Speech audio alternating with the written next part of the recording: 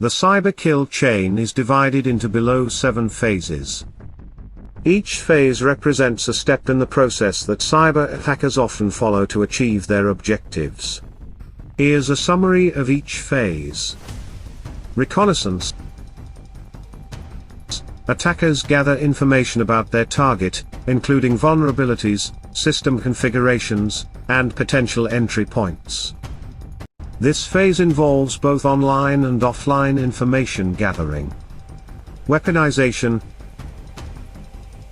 Based on the information gathered in reconnaissance, attackers create or modify malware or other tools that can exploit the identified vulnerabilities.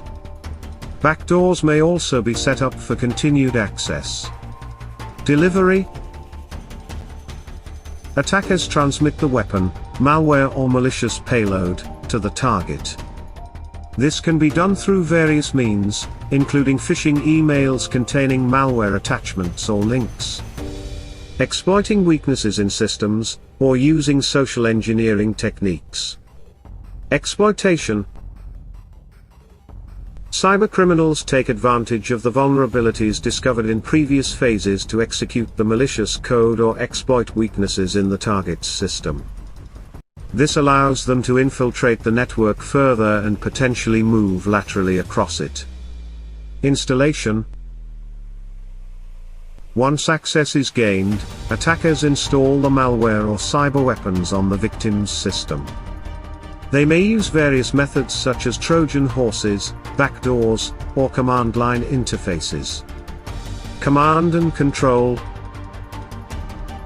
Malware provides attackers with remote access and control over the compromised devices or network.